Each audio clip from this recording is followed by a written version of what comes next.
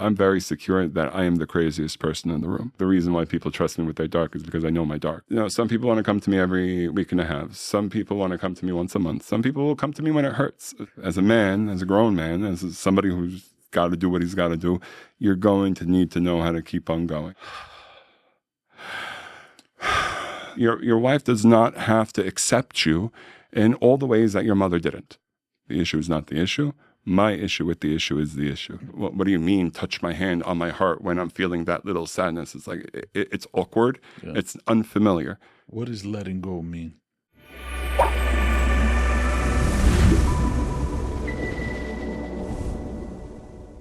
Okay. Today, on the Struggle Podcast, we're welcoming Moshe Chaim. His mission is wrapped inside one word, Hineini. I'm here. That sums up Moshe Chaim. He's not running, he's not hiding, he's not numbing. It's about the present. It's about being alive and ready. Moshe Chaim is the director of Project Hineini. Project Hineini is an organization dedicated to guiding people back to themselves, finding themselves through breathwork, without any noise, with no ego, only presence. Moshe Chaim, welcome to the struggle.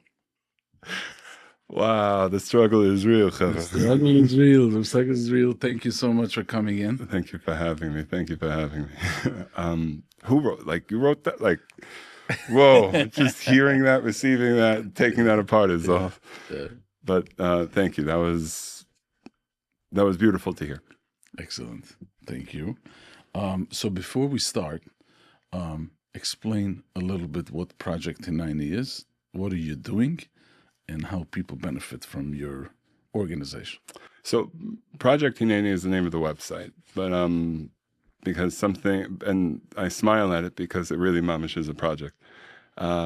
If I could call it anything, it's the current iteration or the current incarnation of the work that I do. I spent years on my own journey, whether it's through therapy, then getting into men's work and men's workshops with Call the Shofar, then opening another organization after Call the Shofar called Journey to Home. You were involved with the Shofar organization? Yeah. In Crown Heights years ago? Yeah. It was very controversial in Crown Heights at that time, no? Sure. Yes. Yeah. So you were one of the founders? No, I wasn't one of the founders. The founders were the founders. I came in about 12 years into the organization, and then I was staffing shofar retreats in Israel. That's where I started. I had my first workshop in Israel, did a couple of workshops there. Then when I moved back, we really got busy in terms of doing workshops. And then at a certain point, we got into this niche market called Crown Heights, and then it started really gaining traction. And because I was there and there was more facilitators there, we were able to do a bunch of workshops, and we got pretty busy. And we also got busy in Crown Heights. So I was there, I remember. And so from there, Hineni was born.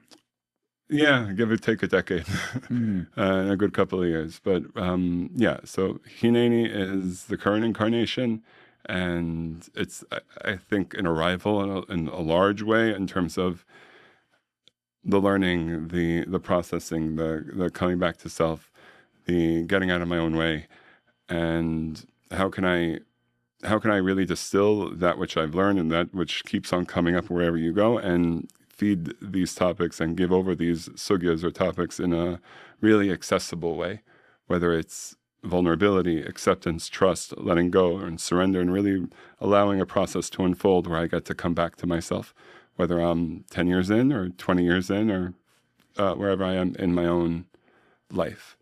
And so that's one. And the second one is really coming back to love. Right. So now this is groups that you're putting together. You do this in groups? So the Hineni workshops are groups. It's these are circles. These are workshops. We wind up going off-site for a good couple of days. And there's check-ins, there's working.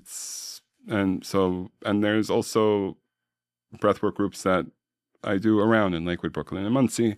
There's one-on-one clients that come for the life coaching, the breath work, the family constellation work, the things I don't normally get to see or say, to come and start getting out of my own way in certain ways. There's this term that people use in terms of, I want to do the work. I want to do the work. I had a guy here, wants to do the work. And I'm like, okay, what the hell does that mean? Like, okay, it's a great way. Oh, you got to do the work. Really, I think it's doing the work is, I'm at A and I want to get to B. Right. Or I want to feel, and something tells me that when I move to this from A to B, I'm going to feel better. I'm going to be more happy or joyful or successful, fill in the blank. But we're on this path of going from A to B. And somehow this mindset means that to get from A to B is going to take a certain amount of work. So what does doing the work mean? And what process would that entail? And sometimes somebody would hold the space for that. A coach, a Rav, a facilitator, a podcast, to kind of let the process unfold to go from A to B. So how big are these groups usually, the circles? It depends on the season. I've done groups with 10 participants. I've done groups with 27 participants. Right now it's trending anywhere from 15 to 20. And then the staff is quite sizable. But I think in Journey to Home, we ran one with, I guess, 22 participants and 17 staff. So it was like a room of about 35, 40 people doing breathwork. So so it wound up being pretty expansive, pretty cool. But also the smaller ones wind up being really deeply intimate, where it's like, you got 10 people there for 3.5 days, or 10 participants there for 3.5 days. So it's like, and all of them are really focused.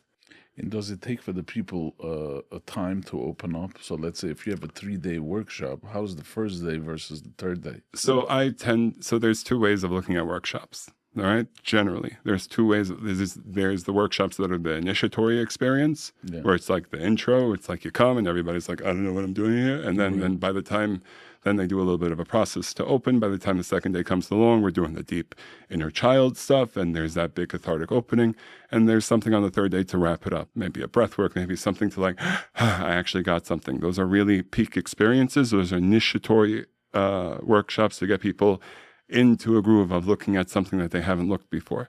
The workshops I run are really designed for people that are in process or know that there is such thing as process, where I'm at A and I want to get to B. So it's like they have a certain level of oisius where it's like, okay, there's such thing as a feeling, a story, or something, the thought that I have about myself, a mask that I'm wearing, a persona, in whatever degree. Or sometimes something's hurting, I really want it to not hurt as much anymore, or I want to step in powerfully in my business or with my relationship with my wife. So the projects I run specifically are more for the people that already realize that they're in process and they want to do something else and they want to do something more. So that's where Hineni kind of comes in to spiral up maybe a little bit in a more cohesive, holistic way. And what's your technique to get people to trust in those circles? These are people who never joined the circle before. Someone is listening and said, you know what, I like this.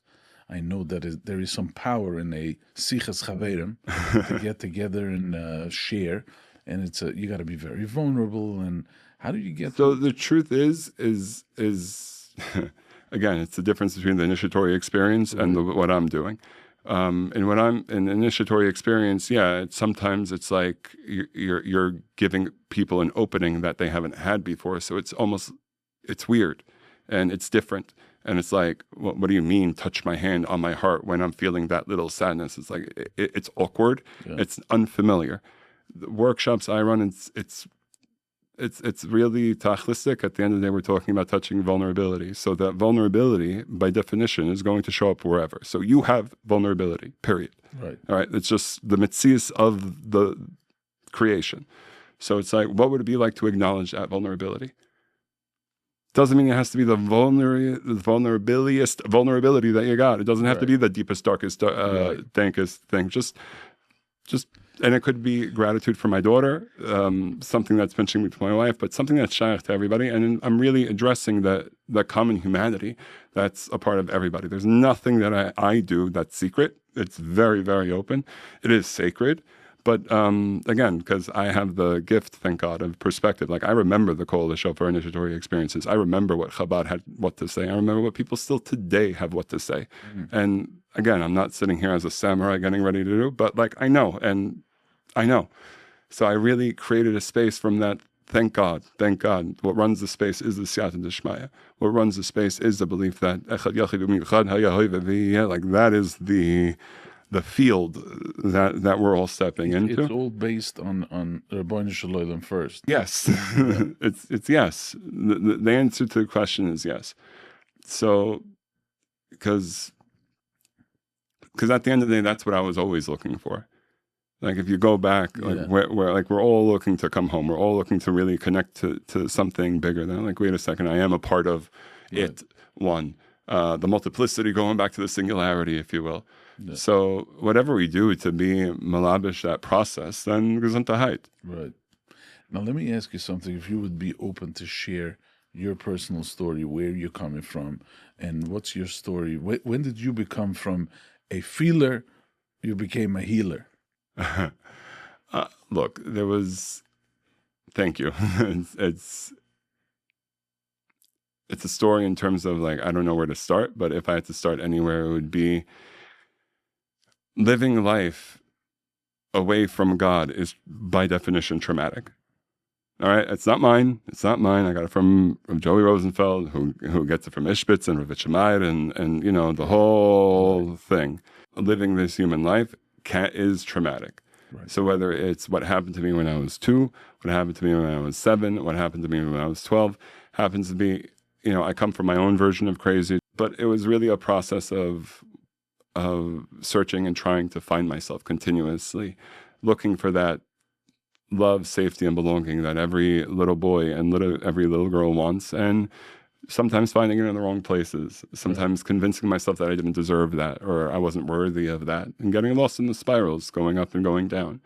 But always, for me, very consistently looking for a God that existed. I grew up Sephardi, so it was like God really wasn't this mean God in the sky. It was, you know, he was more of a loving God in the sky.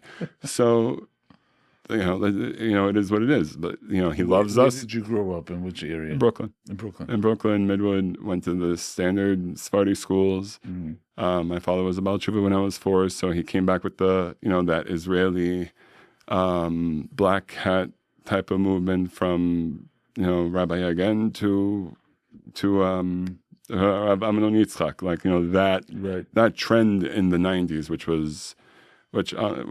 is something so endearing and honestly something so pure that comes with it, where there's a certain emunah pshuta that comes with it. So at what age did you start connecting to Hashem, really understanding what emunah is?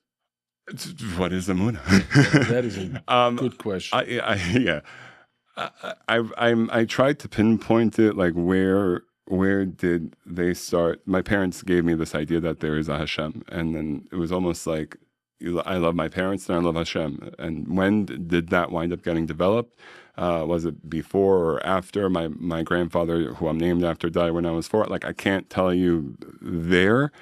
But at a certain point, it just started developing and then kept on developing at a rapid rate. And then I probably learned what even the concept of a Talmid Chacham around 6 or 7. I thought all rabbis were the holiest thing in the world.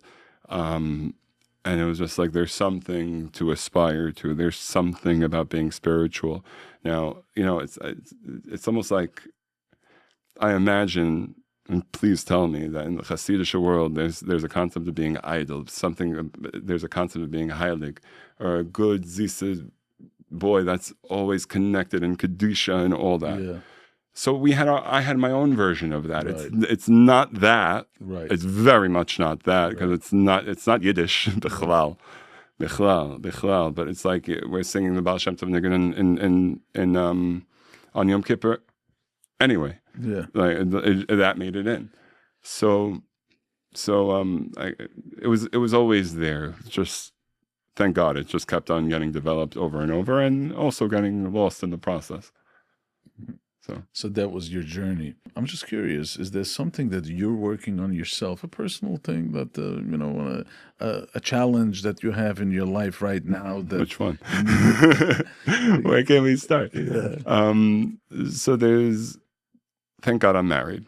So like that is always going to be a constant process of the second I get too comfortable is when things get interesting. So I learned that I got to really know how to rest in an authentic sense of comfort there and be in relationship and practice authenticity and practice honesty. And I am not going to be able to micromanage the way my wife looks at me.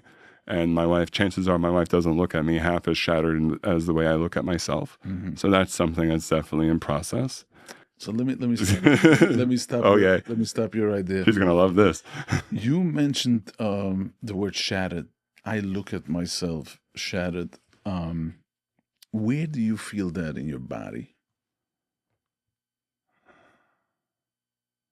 So when I notice myself as shattered, it's really a thought. So I feel it there.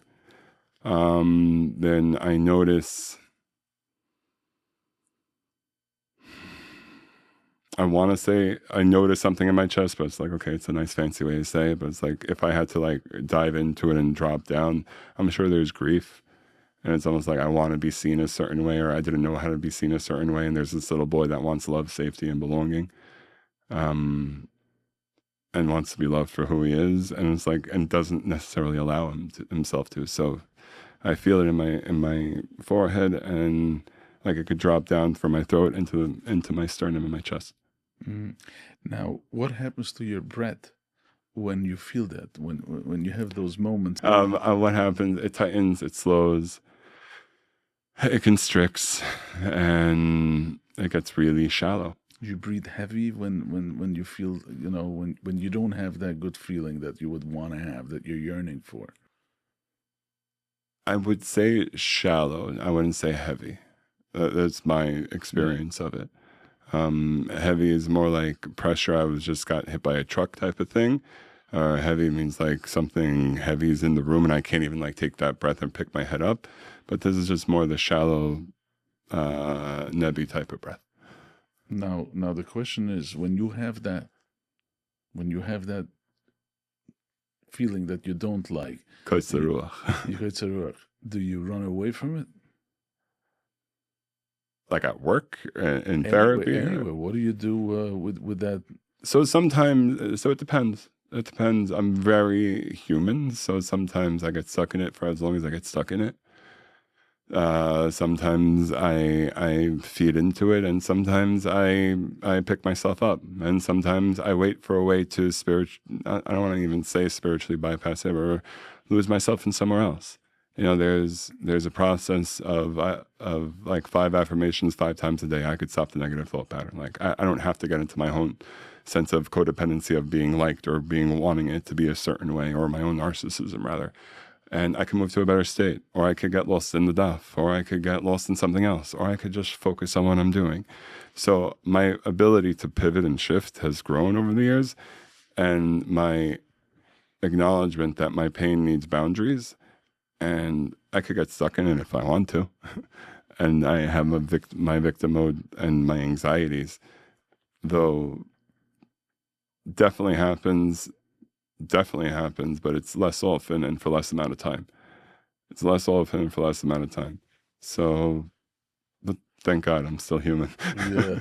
But so what do you do with that thought, that thought of shattered? I feel shattered, and how do you overcome it? It's the next thing. It's the next positive thing. We're Jew. I'm not trying to espouse, but it's like, thank God. Like there's always going to be something else, and there's always going to be something in front of me. So I was out with my daughter on Sunday. All right. I was out with my daughter on Sunday. We went to this place. She was having a golly amazing time. Then of course, thank God, she hurt herself in the way that only she can hurt herself by jumping into a bullpen. She was really, really sad and crying. It's like, okay, I want to go home. Where did we go instead? We went to pizza. Right? Somewhere between leaving the place and getting pizza, like I get an email that triggers me. And it's like, wait a second, what I'm doing is irrelevant. Not even a workshop email. Like there's a work email. It's like something went through, or something that I really really worked on almost like felt like it meant nothing. I thought that what I did meant nothing, and all of a sudden, boom! I was back to 10 years ago. At a certain point, the kid is in front of me, and she wants her pizza and she wants her French fries. Right. So it's like I could be in the email and look at her and look at her and look at the email and look at her and look at the email and look at the French fries, eat a French fries, eat 5 French fries. By the time the French fries are done and I got to go take her home, and then I go walk into my house, and then there's my wife with the other baby and lunch, and what are we doing now? And then do I get to go to the gym or not? Like, thank God I keep moving. I really, really keep moving. The issue is when people get stuck. And I think people like getting stuck because it's almost comfortable. Like, now that I'm stuck, I have carte blanche to be where I am. And this pity party has no expiration date. Every pity party has an expiration date. What I do on the workshop is I give everybody carte blanche. You could be the biggest nebuch in the world. And I'm not going to try and stop you. Be the victim. Go ahead. I mean, it's going to wind up working itself out in a place like this because it's the place where it stinks. So it's like, I'm going to keep on eating it and eating it and eating and eating until I put the fork down. Yeah, but when you say that you're busy, you're moving from one thing to the other, is that distraction? That's life. No, but you use distraction to, let's say when you have your daughter in front of you and you're in the middle of eating and that email comes in and then you have to go back. So are you dealing with the problem or you're distracting yourself? So it's a good question. It's a good question. If you put it to a person like me who has his laboratory that, the lights don't close, whether I like it or not. So I'm going to kind of process it. I'm going to see it. So is the goal to feel better and it never bother me again, or I deal with every trigger? Or is my goal to be in a relationship with my daughter and notice the triggers as they come and not identify myself with the trigger? Mm. So the question is how distracting is the email? Not am I distracting myself from the hurt of the email? Because something that I think is not taught is something that actually I got from Shofar, was that at the end of the day, we're going to have choice. Not only we're going to have choice, but we're going to have choice based off of value system. It's not only that, the way he would put it is that it's not only that Adam was able to name the animals, and this one's a giraffe, and this one's an elephant, and that's a tiger. But it's like there is a tzadas where it's like, okay, there's relative value to my freedom. I could make choices, but I could also make choices based off of relative value. Freedom, no, it's not free, but it matters. Right. It matters. So as long as there's I'm very clear on what really matters. I think people are something I spoke about with a good friend of mine in the community. It's like you take the 19-year-olds, the 21-year-olds, the 24-year-olds, the guys who like, and already should I do ayahuasca or should I, do I like my weed? Do I not like my weed? They're very much looking for what's real or and the way I could conceptualize that for this conversation, for this moment is like, well, what matters? Really what matters? Right. What matters? And that's something that's cultivated. That's something that's taught. That's something that's learned. That's something that's worked out. Like what matters to me, what matters in this world, not just what the system fed me. So thank God I have wonderful standing anchors in front of me that remind me like what matters. And yes, do I forget? Do I get triggered by that email? Absolutely. And I will and so real to a point where we've spent 5 minutes already talking about it. Right. But in fairness, it happened on Sunday and now we're on Thursday. So let's see where I am by next Sunday. Right. But let me go back for a second. What you said before, you mentioned it in passing that you want to be loved, you want to be seen, and you're always chasing that. And you're saying that your wife,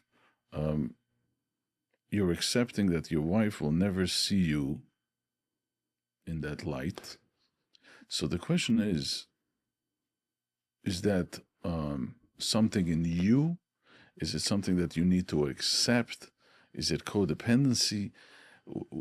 why are we running, and why do we need the love? Why can't we get it from an inner environment? You're working on the fact that your wife will not accept, and this is something that you're dealing with every day. Where is that lack? Where is that void that we all want love, we all want connection, we all want validation, and we all know that if you're looking for it from an outer environment, that is poison, but we always want it. So just to clarify, us as children, everybody, myself included, we need love, safety, and belonging. Just to make it through life, there are three basic streams of need. We need love. We need that sense of love. Let's define love, safety, and belonging. I want to define all three of them. Love would be somebody taking me as a part of themselves, taking care of me, taking responsibility over me, especially when I'm a child. Cultivating inside of me a sense of respect and really knowing me. The way Eric Fromm in The Art of Loving defines it is there's four elements to love. There's care, the maternal care. There's the paternal responsibility, somebody to take a chayas, and think about it, if you're the tati, somebody... Food and shelter. Yeah. Respect, which is more of a fraternal thing. Respect to you as a child. And boundaries. Correct. Like a sagos of gvul type of thing, a sense of respect and dignity. And knowing. And think about the knowing between lovers. So a real love is an experience, is an art. And so, yes, every kid is going to need that care, responsibility, respect, and knowing, just a part of their makeup. That's love. All right, that's love. Belonging is they need to feel like they are a part of something. To even like the child that grows up in the jungle is a part of the jungle. Right. We have a child would want to be part of the home. Yes. They want to feel part of a home. Part of a home, part of a family, part of a chabura, part of a team, part of the class, part of the friends. That's why school is such an we want that belonging. Right. There's chaver, we have this need for a chibur, and safety. Yeah. And if I have a gam, if I have a mum and one of those things, like, that's going to inform the experience. That's a void. All right. So now, growing up, I have my own skewed way of seeing myself, whether it's how I was looking for a sense of belonging, or whether how I was looking for love, or how I thought I was lovable, and sometimes it definitely wasn't safe for me to feel loved or to belong. That's just my experience of growing up. But this is, every child has that as missing, because you see parents try to do their best. Love dafka missing. We're not here blaming. We're talking about just the experience of the child, where it's like the parents could be the most unbelievable parents in the world. If there's a bully in class, there's a bully in class. I could have the most stellar father imaginable. Like, after 7 years old, the amount of influence that the parents have on the child, b'derech yosher, dafka, winds up decreasing dramatically. The world raises the child. School is going to raise the child. His classroom. No, mommy did everything. Yes, and everything else. So yes, parents did amazing, but the child will still have their experience. Now, as they grow up and as they try to mature and be providers themselves, those same doubts are going to be reflected at them in their relationships. So there's nothing that's going to be a closer mirror than my relationship with my wife. So if I don't like myself, I might be waiting for my wife to like me in the ways that I don't like myself. Or if or maybe I'm convinced that she's going to reject me in the same way I've rejected myself. So we're going to wind up lining her up to love me in the way that I want to, and I egoically am waiting or codependently waiting to be loved. And the truth is, that's really just an experience of I'm waiting for a mommy to hold me in that way that she accepts me for everything. You're a grown man, all right? Your wife does not have to accept you in all the ways that your mother didn't. She just doesn't have to. She doesn't have to. She has to accept you as a person. Respect. She has to respect you as a person. She doesn't have to, but that's the opportunity. But men, specifically in the communities where this is not taught, wind up walking into marriage, waiting to replay the maternal drama of mommy's here to cook, clean, serve, and change my diapers. And the hell if she doesn't want to. So it's like, and so it's up to her to enjoy my smell whenever I do it, and it's just not the case.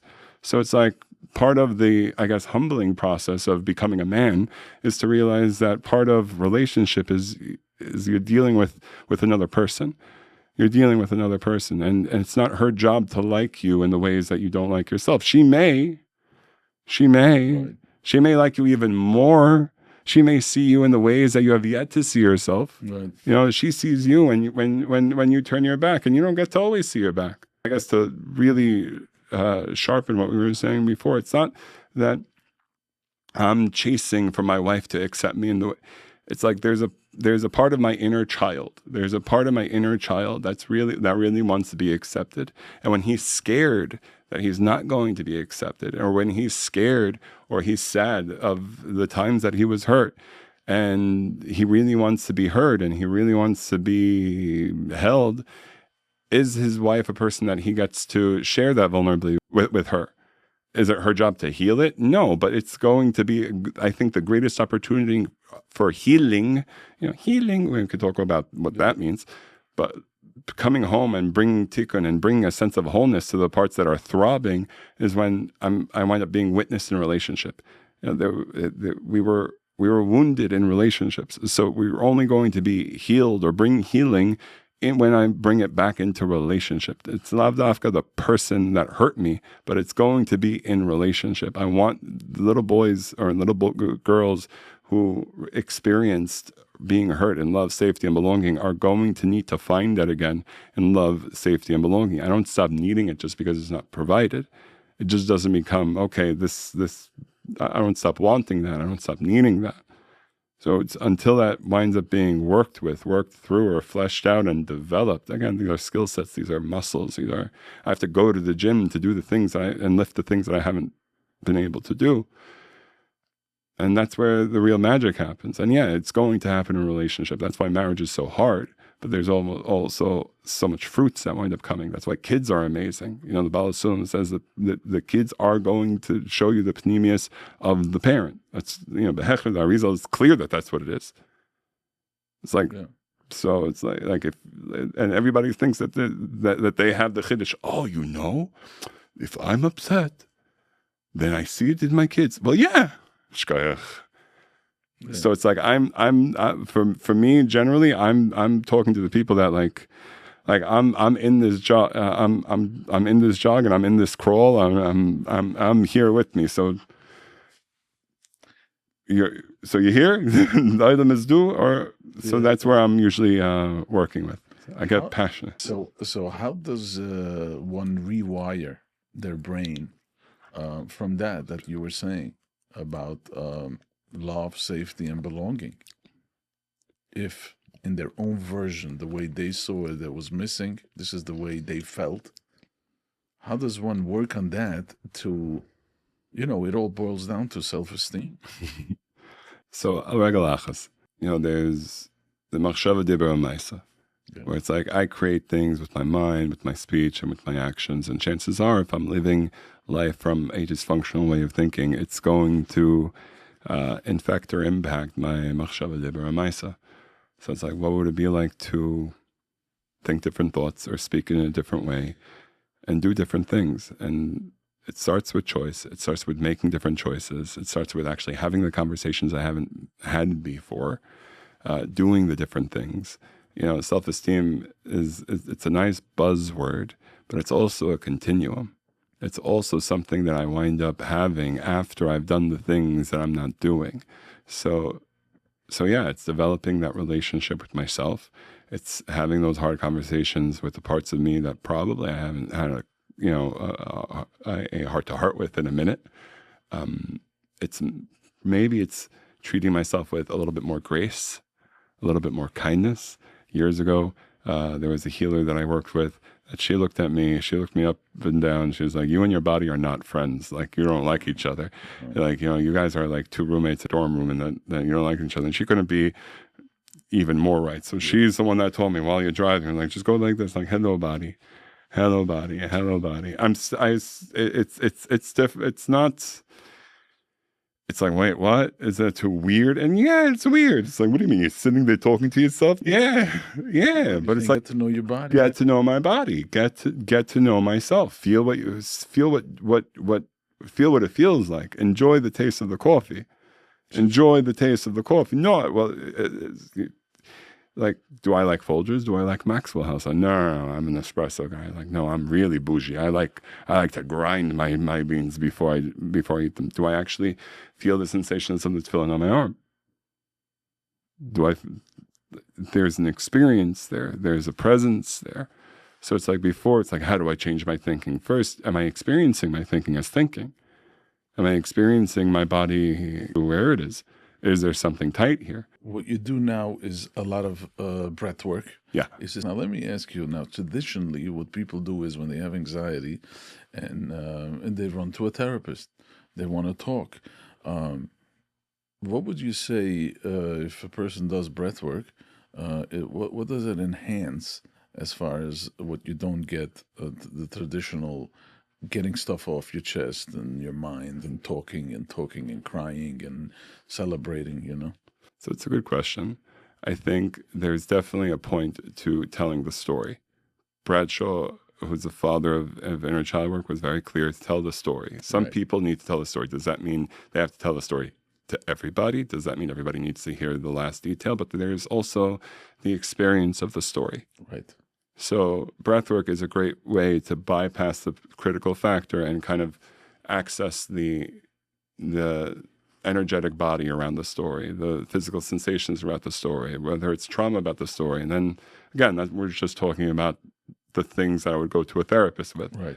And it's just, and it'll bring, in my experience of it at least, is it's going to bring it to an even more of a holographic level than a normal linear conversation with somebody. Right. But yeah. And you've seen progress. You've seen people like, are saying that, wow, I mean, after a breath work and they come out of there and they say the clarity that they got. You've seen a lot of those. So I have seen people that breathwork is great to be a mile marker. It's a great experience. It's a phenomenal tool. And at the end of the day, it's a tool. So it's like I'm going to need to make the decisions afterwards. Right. So it's like I'm going to need to choose the choices I need to choose. Make good choices. It could definitely show me the landscape. Correct. Now, how long is this, like a process? Or if the person says, okay, I'll go 3 times a year, then 6 times, or I'll go every month 1 time? I mean, what's the process? So what I'm saying is kind of blasphemous to a lot of people, but I think of myself sometimes as a chiropractor, where it's like certain people, when something's hurting, I don't go to the chiropractor unless I'm dying, which is not particularly good in self-care and whatnot. But some people want to come to me every week and a half. Some people want to come to me once a month. Some people will come to me when it hurts. So it's like I'm not here to, push anybody through a process. Happens to be if somebody wants to go from, somebody texted me last week, I want to go from B to Z, which is a very nice way to phrase something. Right. So I'm like, okay, fine. If you really want to go from B to Z, I'm not saying I'm the one to help you, but I'm definitely one to, give you a couple of questions. Some question things maybe Socratically in terms of what are you looking for and what's been holding you back and what are you waiting for somebody like me to give you that you don't already have yourself. Yeah. So, but let me ask you a funny question. While you do the breathing, okay, and you know the process and whatever, there's fast and short and whatever.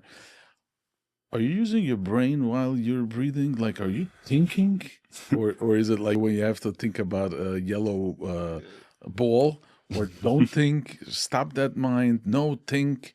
What do you tell the people? So the brutal honest truth is, to everybody in the room, just like you started this, he does things with no ego. The brutal, honest truth is there's always going to be ego. There's always going to be some level of thinking. Your mind, thank God, is working. Your cognitive mind is working. Your conscious mind is working. Can you ever stop a mind? Ideally, you would want to take a step back where you're not subjected to it. It's always there, and you could smile to it, and it could be running the show. But sometimes, like when I'm doing my thing, or when I'm just watching the process, it's how much do I have to insert myself into the process, or do I not need to insert myself into the process? The reason why I love breathwork to be in like the Hineini workshops, or just as a general model, it's like the person is going to need to do it. I can't breathe for him or her.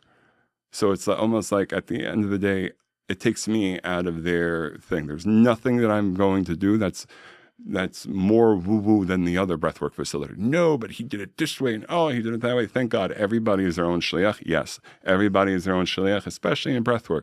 So if they're not going to come to me, my encouragement is for them to go to somewhere else. So it's not about like, is it my mind versus somebody else's mind? Is it me taking a step back versus somebody else taking a step back? The ikazach is go breathe yourself through your own process to get to where you want to go. You want to do it with me? Cool. You want to do it with him? Awesome. Thank God I've been doing it long enough to know that it winds up getting done. Wow, it's amazing. It's amazing. Again, stuff. It's a nice flex, but it's like, it's right. Right. But can you show us just for 30 seconds, because we're breathing now. You're True. breathing, I'm breathing, everyone's walking around and breathing. We get out breathing when we can't exist. But there is a difference. People want to know if you can show us a 30 seconds what a small breathing means. What is a healthy? Is it fast? Is it? Give us a little, so a person should know what are they getting into when you say breathing. So there's a guy in a new city that said it so succinctly. The reason why people do breath work is to realize that they want to breathe, or realize that they like breathing. And I heard that so deep, where there's a part of me that puts on tefillin. There's a part, not a part, but like I put on tefillin. Right. All right, I wash my hands. Right. I kiss my daughter goodnight. And then there's a part of me that watches that there's a volitional choice to do that. The fact that I'm there's conscious about it.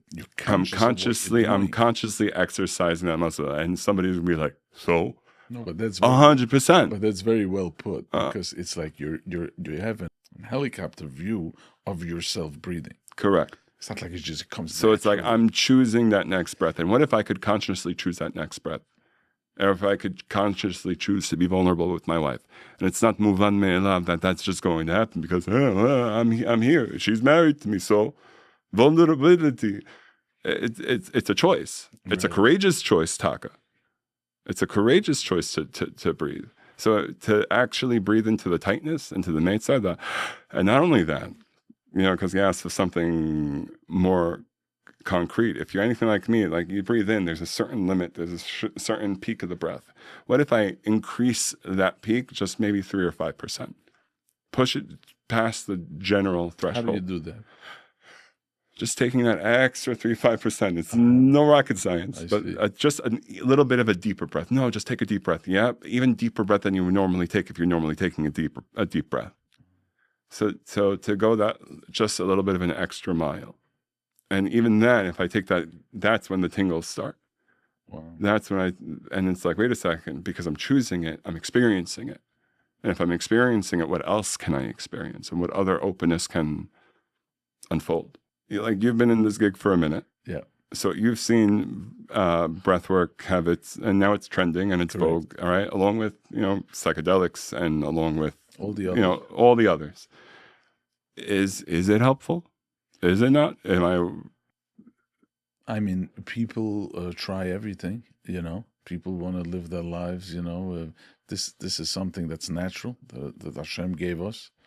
And, if this is something that you can use, then why not? If a person is walking around with anxiety and is upset and tried everything, and if you don't live your life to the fullest, maybe it's a place to look into. What's your experience with the people coming out of your circles and groups? Like, I want it to succeed. Right. So there is a certain gap between codependently wanting to be identified by the work that I'm putting out and wanting it to be good. Right. And then there's that place of, is it? And then there's, a sweet spot. It was like, well, are you going to accept it or not? Because if it's good, it's good. Right. So be in the reality of the goodness of the moment. So it's like I'm somewhere, I'm always in that self-absorption of I'm trying to open find for myself in that. ideas. I like ideas, and I like to hear, especially if a person says I have something that can help another person. And tell me if I'm correct. What's your opinion? I just wonder what your opinion is. That it's way safer than psychedelics, because psychedelics, if you do it right, but it's not for everyone, and you're playing around with your brain. Here, you're taking something that's pretty much safe. Am I correct? There's less side effects when it comes to doing something, say, breathwork, than something like psychedelics. Which was not everybody's cut out for, and you have to have the real professionals, and you have to do it in the right time, and have the intention has to be right. Okay, no, A lot. I'm with you. I'm with you. Yeah. So let me ask you. You spend a lot of time guiding other people through life with breath. You help them. Yeah. For some people that have never done breathwork, just like they've never felt what it feels like to just tune into what's tight, what's hurting. I'm working with a 17-year-old. It's a whole kind of chiddush, and he's 17, so it's like malleable, so he's fresh, and it's amazing. Or it's like, it's so new to feel myself, to feel the experience of being in relationship to myself. So what you're saying is, tell me if I heard it correctly. We have bechira, we have choice. And if a person is stuck in a certain place, a good way to start is with the concept of machshava dibra masa. You have a choice to work on these 3 steps. How are you thinking? What are you saying? And what are you doing? Attitude and how you do it. And that is a step. This is a first step. Beautiful concept for a person to internalize that when you're stuck at a certain place, you have the bechira, you have that choice. You can do it, and start questioning your thoughts, your attitude, and what are you doing about it. Absolutely, I think you heard it great. You brought it even into a further level in terms of actually having the discipline to question it. I think that's where people get really, really comfortable, where it's like, I don't want to question my thinking. Because it's a fact. They look at it as, this is it. It's a fact. It's not only that it's a fact. Yes, it's that it's a fact, but it's also my fact. Right. It's also my fact. I get to take bias over my thinking, and I have identified myself with my thinking, where it's like, you're not going to come tell me something else. Who are you to tell me something else? But acceptance, if a person says, you know what, I'm surrendering. I want to accept my facts. I'm not going to question. If you don't like where you are, you should question yourself. So ironically, when it comes to acceptance, Friday morning on the workshop, we talk all about acceptance. Thursday's vulnerability, and vulnerability is really like, it's something that could get poked and something that there's a possibility of getting hurt. Vulnerability. Friday morning, we deal with acceptance. Let's explore acceptance. What does that mean? So really, what does it mean? So one of the things that I do is, everybody gets a turn. What does acceptance mean? Like a whole group of men, and it's gorgeous. And it's gorgeous having a bunch of grown men actually talk about, like, what does acceptance mean? With my wife, with work, with this and that. So everybody throws their own answer, and it gets developed, and we all write it down, and we all like, okay. What does Oxford say? What does Webster say? So the Webster definition is really to receive something as if it is enough, to receive something as adequate. To accept something is to receive something as adequate. And if you think about it, when I'm accepted into a school, really what they're telling me is like, I'm included, and something is a part of me, that there's an and consciousness. There's an A and a B. And if A accepts B, that means A and B can exist in the same space. There's a place of acceptance without trying to change, without even trying to approve. Just like, can we be in the same place of acceptance? I'm not poking you, you're not poking me, just, we're here. We're here. So to receive something as if it is enough, as it is, without changing it. So the vulnerability is going to be the acknowledgement of something that, let's just say, pinches. And acceptance is, can I accept myself with that vulnerability, with experiencing the vulnerability, what we also talk about is that there's also a higher degree of consciousness when it comes to acceptance. There's an I that's accepting. It's not just I'm thinking, but it's like I'm accepting that I'm thinking that thought, or I accept that I'm feeling that feeling, or I accept that I want that want. Or it could also be that I accept that happened. So we unpack acceptance. Then there's a process we do before the breath work. The process that we do before the breath work is a Byron Katie process, where, and this is how we got into it, because you were saying it's really about challenging the thinking. What if I could actually step into a place where the thought that I'm thinking can be turned around, can be challenged, can be poked? Well, what is my life with that thought? What is my life without that thought? And what if I turn that thought around? So I don't believe in myself becomes I do believe in myself. Or no, everybody doesn't believe in themselves, or everybody believes in me. But let me cut in for Please. a second. I've heard that, and probably you heard that also, that it's just a feeling, or it's just a thought. Don't take it personal. Like, don't get overtaken by it, because it's just like a bubble. Some people call it bubble thoughts, and pop the bubbles. But why is it just a thought? It is a serious thing. It was a heavy feeling. Absolutely. I feel it. Absolutely. Person says feeling. Why are you talking about your feelings? You can hear people say, let it go. I mean, it's a feeling. It's not real. It's not you. But for some people, it is real. Absolutely. So I think there's what to be said about being a Bucky in both. Meaning there's, the way it was given over is I got to be an expert in, Bucky Barotza, Bucky Bashov. I have to be a Bucky in ascending and a Bucky in descending. Yeah. I'm going to need to know how to keep going. In life, as a man, as a grown man, as somebody who's got to do what he's got to do, you're going to need to know how to keep on going. There is a sense of trust that we talk about Friday afternoon, where it's like, yes, there's a muscle of self that I'm able to come back to and keep on trucking. And I got to acknowledge what's there. And if what's pinching me needs acknowledgement, it needs a massage, it needs love, safety, and belonging, and just going and not giving them that love, safety, and belonging, perpetuating a certain cycle, then there's something to look at. So what you're saying is that, let's say you have a thought or you have a feeling, you have, again, the choice to channel that thought in a different direction. The thought is here, but the power lies when you control your thoughts. I don't like the word control my thoughts, because every time I tried to control my thoughts, I failed. Mm-hmm. I've failed miserably, but it's more like one could practice of learning to detach themselves from that thought, of disidentifying themselves from that thought. For letting go is, sometimes it's like letting go of a balloon, and sometimes it's like letting go of a rock, and sometimes I'm holding on so tight that letting go is so scary. I don't know what it is to let go of that thought. So there is a balance when you say acceptance. You don't need to accept that thought, the negative thought. I mean, if I'm going to accept that thought, I could also accept the opposite. I could accept the inverse. I could accept that thought about other people. Meaning, there's no shortage of thoughts, and just because that thought is the thought that's taking up, real estate in my mind, there's also a function of creating more real estate in my mind, and maybe I could just shrink the thought and maybe leave room for another. So it's like, it doesn't always have to be the only thought that's running the show. Yeah. Now let me ask you, as an adult, when you're already an adult, and that safety that what we're talking about, where does safety come in? Relationship.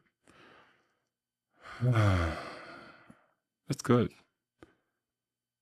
What flashes is respect, where it's like safety, like, okay, I'm thank God I'm 6'5", and like I feel good, but it's like physical safety, and not emotional safety. So emotional and mental safety, is there a sense of respect? And even if there is disrespect, is there almost a self-awareness in that other person, where it's like they see themselves?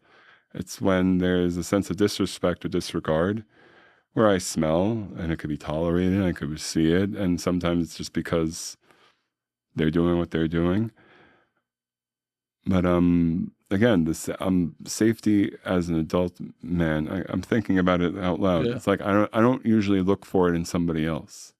I don't look for it personally. I don't look for it to somebody else. I learn how to be that with myself, and for others, and not really mortgage that to somebody else. So Because you may think that safety means I have my circle of friends, I have my family, I have my. So there's mamash a chiluk between comfort and safety. There's mamash a chiluk between comfort and safety. Let's elaborate. I remember years ago, people would say, especially because I was doing shadow work and looking at issues, and what's my issue with the issue, and what's hurting and what's pinching. Oh, I don't feel safe. I'm like, well, do you not feel safe, or do you not feel comfortable? I'm not telling you whether you're safe or not. I'm asking you just a simple question of definitions. Is it not safe, or is that not comfortable?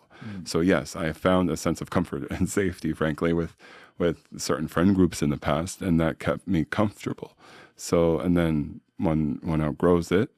But it's also, there's what to be said as an adult male to having, especially at work, having a team, having people that a shared vision, having a chabura, being a part of a shul where it's like we're all looking at the same thing, whether it's Shavisi Hashem or whether it's Nakti Shach. There's a certain collective vision. So in that sense, I find that sense of safety in the collective. Not safe means danger.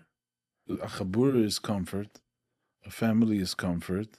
I mean safety. Safety is from Hashem. You feel safe when you know that Hashem. I feel taken care of. It's like, at the end of the day, sof kol sof. Like, do I feel insecure? Absolutely. But I won't. But there's a gap between insecure and safety. Safety, I think, really like mamish danger, and there's something wrong. It's like I feel anxiety. Right. I feel insecure, but I can't tell you there are times I feel like unsafe. But can you say, let's say, if there is emotional violence, can you attach the word "I don't feel safe"? Again, if you're asking me personally in my life, I remember. I thank God I've been at it for a minute. So when somebody wants to turn a table and kind of facilitate the facilitator in a type of way, so it's like there's parts of my mind that are always online. So it's like I see what people want to do, and like when they turn the table, it's like, okay, I see you. It's almost, sometimes there's a curiosity. Sometimes it almost feels insulting. I can't tell you that there is a time where I felt unsafe. I'm very secure that I am the craziest person in the room. I'm very secure that I'm the darkest guy in the room. Mm-hmm. So it's like, maybe it's ego, and probably is, but it's like I'm, and yeah, there's also like a bit of a New Yorker Sephardi in that, and I relish it, and I enjoy it, and I lick my teeth with it, and people deep down know, I think, can smell that about me. So why do you choose the words crazy? I think that's just a diplomatic way of saying it. I think it's just a diplomatic way of saying it. It's like the reason why people trust me with their dark is because I know my dark. So when you're in the circle, are you part of it? Are you sharing it with the people, or you're the facilitator sitting on a? So I've been staffed long enough to know I'm always a participant. Mm-hmm. I've sat in circles, and I know there's no shtender aside from the minyan. Right. So, and I know what it's like to do it and want to be seen. I know what I'm doing it and thinking I'm doing God's work, and this is Mashiach consciousness, and yada, yada, yada. And I'm thinking, and I knew, I remember from literally 12 years ago, you had people in a circle saying, there's nothing more conscious than what's happening here. And Simcha, the head of shofar, just knocked that down. Like, he flicked that off. He's like, no, I'm nobody to say that. Happens to be, we're doing something that I find really, really cool. And I also know like a dozen other people that do really, really, really cool things. So I hear you. I want to touch on something we discussed about respect. Mm-hmm. Why is respect so important in relationships? I was actually dealing with this before, and there is a concept of, how about you ignore the disrespect Why are you standing up for yourself? Why is this becoming, why is respect? Because you mentioned it a lot of times from the beginning in relationships with the wife and with the child. The child also has to be respected. One of the 3 steps was, why is respect the foundation of relationships and humankind? So, very deep, very deep. There's a Rav Chatzkel that, no, not Rav Chatzkel, Yerucham actually, when he speaks before Rosh Hashanah, and he speaks about how at the end of the day there's such thing as kavod habrius. Yeah. There's such thing as kavod habrius. At the end of the day, am I willing to look at this person and see that there's kavod here, there's a sense of respect, there's something of value here. Yeah. And ad kedei kach, where there's going to be certain boundaries that will be honored and respected. Now, does that mean that I get to label anything that I deem disrespectful as disrespect? I mean, I could do that, and I could treat it as there's a sagas kavul, where it's like you have boundaries, you are you and I am me. Most boundaries are from the inside out, not from the outside in. Right. So it's like I could have my boundaries. Whether another person chooses to respect or not respect their boundaries is up to them. But like I just have my boundaries, and it's to actually touch on the weight, acknowledge the weight of another person. They are here and they are taking out mass, and they have theirs and I have mine. I think it's a din of respect. I think it's a din of valuing a sense of boundaries. You have your suitcase, I have my suitcase, and I'm not going through your belongings, and you're not going through mine. That type of thing. I remember the example I used to give, especially when giving this over, is I remember I got married third. I'm the oldest of 4, but I got married third. So when I was taking over my brother's room because I wanted an office, he had his stuff there. Now, did I know what's in there because I went through it 1,000 times? Absolutely. Did I necessarily need his permission to go through his stuff?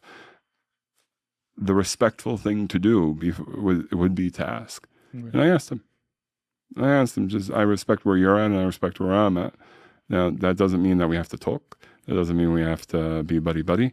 But it's probably going to mean that my respect is not going to be contingent on your ability to respect me or not. I'm going to show up with a sense of honoring that you got yours and I got mine, and you do you and I'll do me.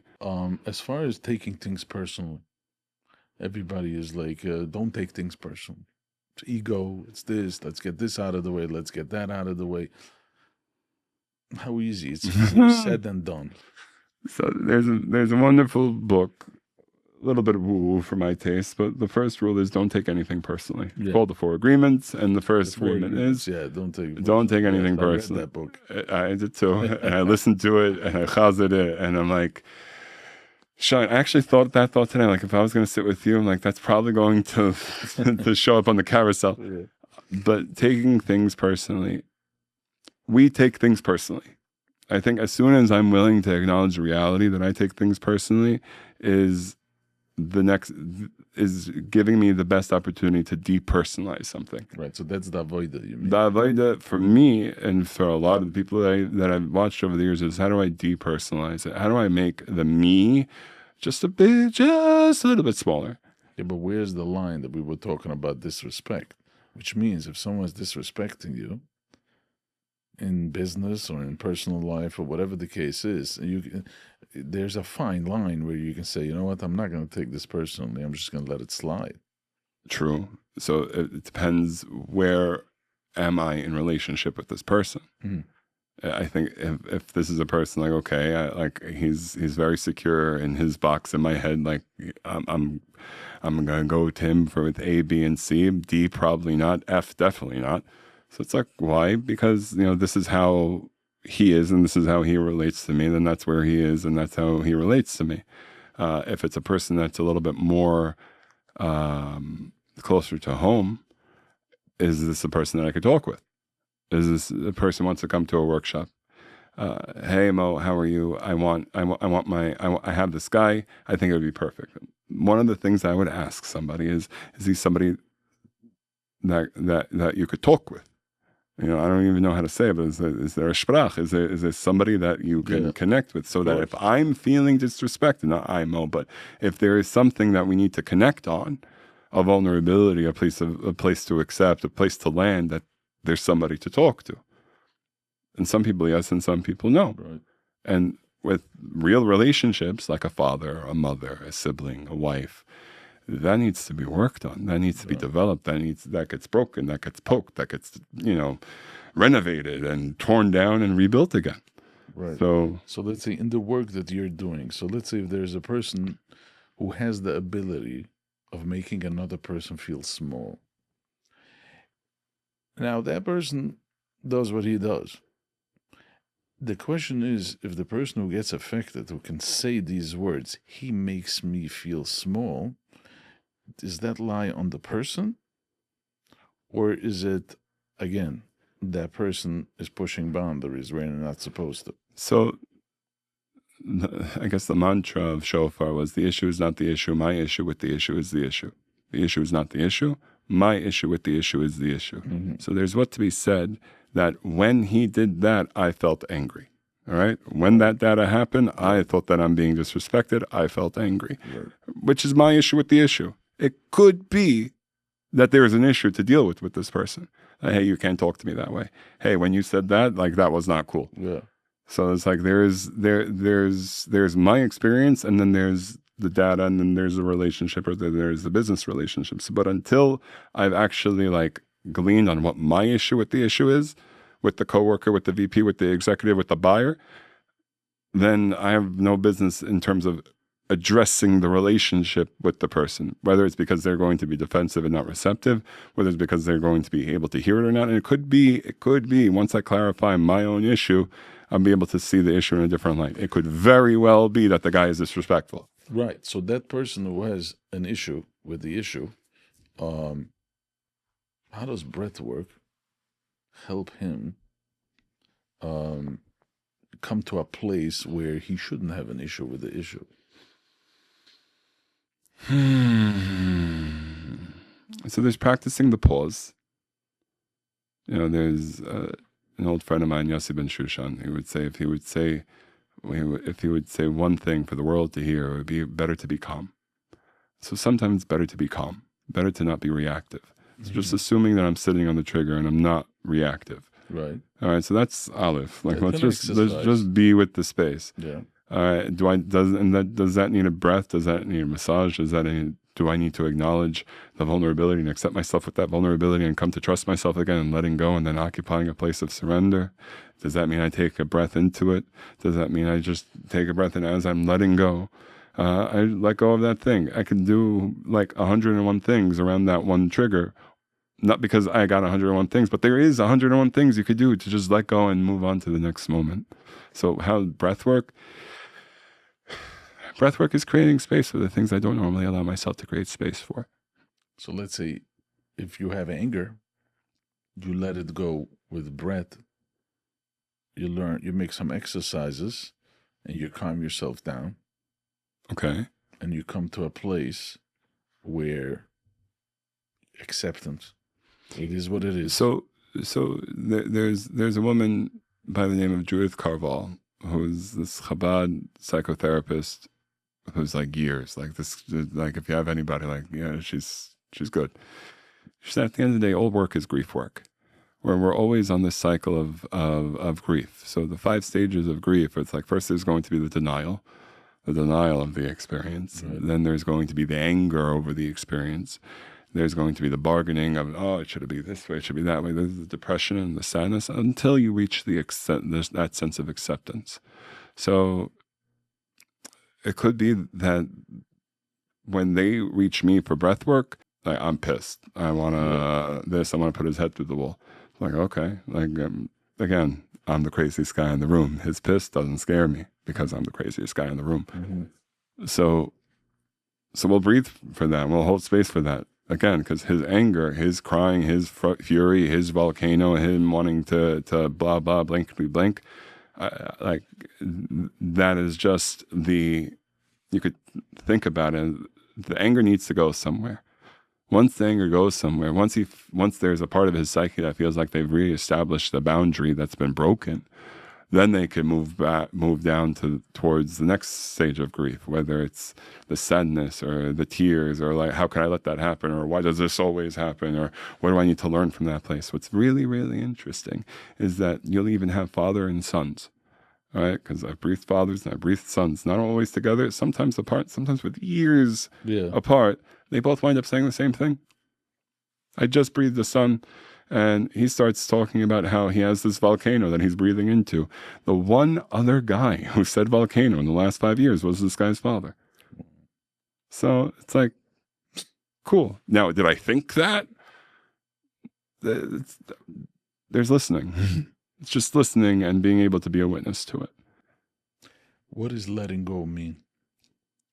You teach that in one of the... This is a loaded word, let go. To let go is to acknowledge that I've been holding on. To let go is to allow, to really allow, to take a step back that I'm not the one in control. Let go means that you're questioning your truth, that it does not have to be the way you envisioned it. That's actually beautifully said. That's beautifully, beautifully said. To let go is to acknowledge that the way I wanted it is not the way it is.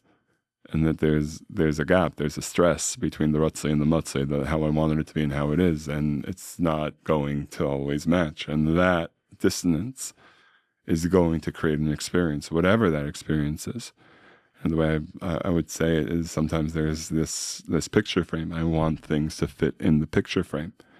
Think about whether it's the community, or whether it's the Haim, whether it's the Shidduch, whether it's it needs to fit that. Ad kidei kach, where even branching out of that becomes part of that. Right. All right? Just look around. So letting go is really learning how to let go of the borders of that picture frame, to let go of that misgeret in Hebrew, and to really allow. To really just like that which I wanted, it didn't happen. Does it suck? Absolutely. Is there grief? Most likely. Are there people that were hurt that have an impact? Did decisions need to be made that wound up creating shifts in families and businesses and home and relationships? Yes. Letting go does not mean everything goes back together. Letting go means letting go. Yeah. Is it surrender? Is that? So there's a dilig, a skip between letting go and surrender. Surrender is, what do I let go into? Like you surrender to Hashem. Is that what it is? So for me, it's it's surrendering to Hashem, where surrendering into the unknown. I think the intention of the workshop is really to become really friendly with the unknown. There is no bigger unknown other than God. Right. So it's like, chances are, my Yeshia, that which I want is going to come in from the unknown. Because if it was from the known, it likely would have happened already. So it's like, how can I step further into the unknown? That whatever is going to happen, wherever I'm going to go, it's going to be into that state, into that place of surrender. So I could let go, and then I could go somewhere else. So surrender is really that place after the letting go. Letting go into what? The let go and let God, if you will. So, and it's in the surrender, because I got to plug it. Like, that's where you'll find that Hineni. That's where you're going to find, here I am. It's that surrender into the unknown, dafka, in the places that you didn't want to look.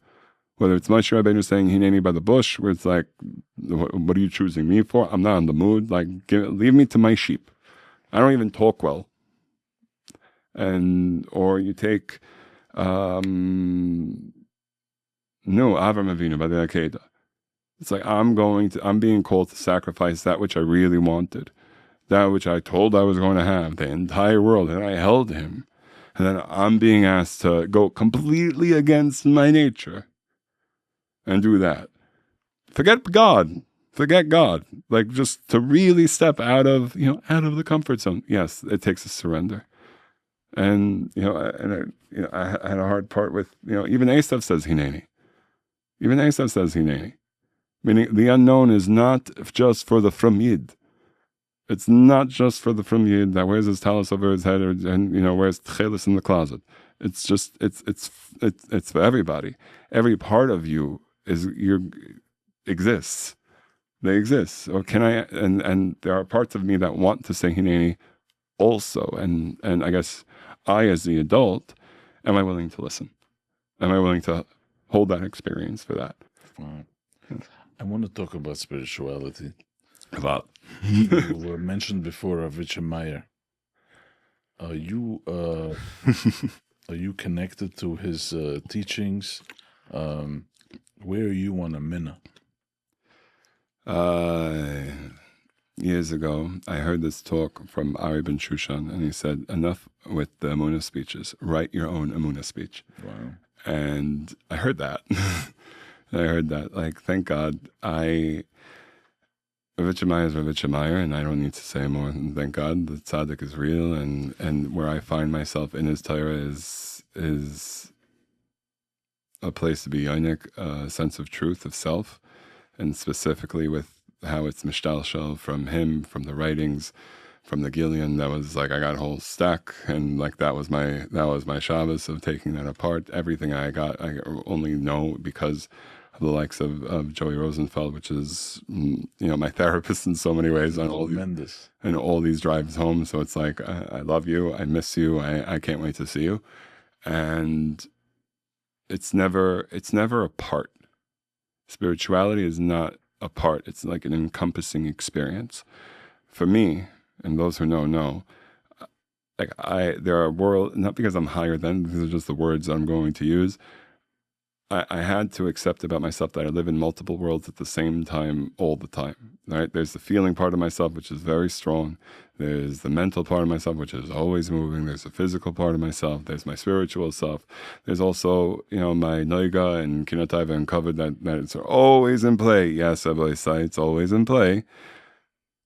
So it's like I'm feeling all of it, and I experience all of it. And then how do I allow myself to be in relationship to as much of it as possible, and then develop it and sharpen it. And today's kipshuta is tomorrow's like kipshuta. So it's like, can I be here and then let it go and just with my daughter, just be daddy, and let it all go and be in the moment. So it's a wonderful ebb and flow. I will tell you, it's a lot easier doing it married with kids. I was single for a minute, and a lot of these skill sets were sharpened while I was single. So, being where I'm at now is hella better. Definitely worth it. Definitely recommend, and it takes work. But you became a giver, a provider. Thank God. Thank God. Like, thank God, and all that it is a gift. All that it is a gift, and I would love to tell you I think it's just because of like the blue walls and the microphones that I could say it like this, because I'm going to drive home and go back to ordinary life. But thank God, there's moments of siyaz nishmaya where Hashem, like it's a kiss from Hashem, and it's like you have that hug. And it's not just because you learn X, and it's not just because you daven 3 times a day. I remember there was a friend of mine, a really, really good friend of mine, a brother in arms, if you will, who's like, now he's serving medicine.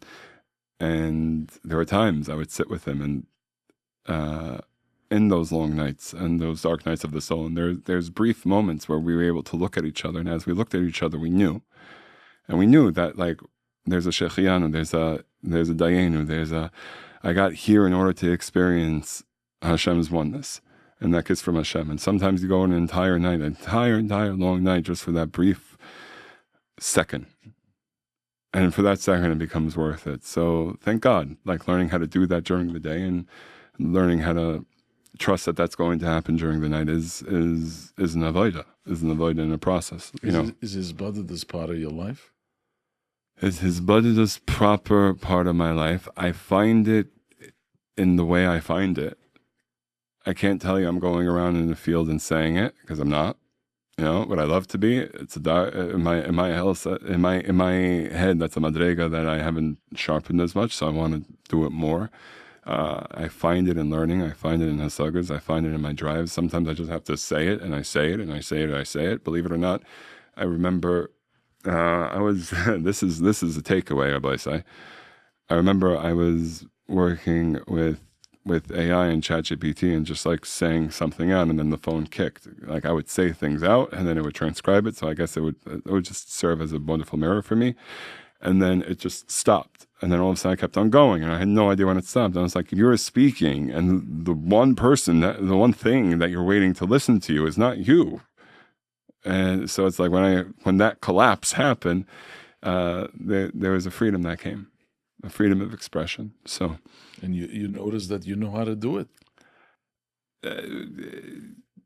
I noticed that I could have the experience of that to say like, that's what I'm doing.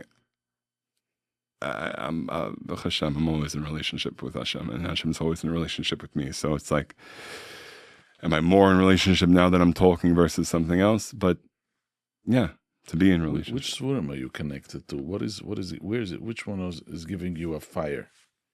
Which swarm is giving me a fire? You're asking for like really confidential information. You're really asking for confidential information. But thank God. Currently, growing up, it was Ramchal. It was all over the Ramchal, and then even in my 20s, later in my 20s, and it sharpened as I have found wonderful chavrusas who like I got to be really me'amek in it and understood an oimek and developed, and even so that's definitely a process. Tanya Meshilach. Shas. People are like, nigla, pui. Well, they got it from somewhere, and it builds the kalim to hold what you're looking for. So that's definitely there. And I'm a good Sephardi, so Zohar all the way. Zohar. Yeah, it's Shabbos. Wow. It's Shabbos. To at least understand that there's a medicine there that's for us for the taking. What is your feeling about listening to your gut? A person, this is the second brain. Is that part of your, what you implement? Because if your gut tells you something, because the body talks. The body most definitely talks. I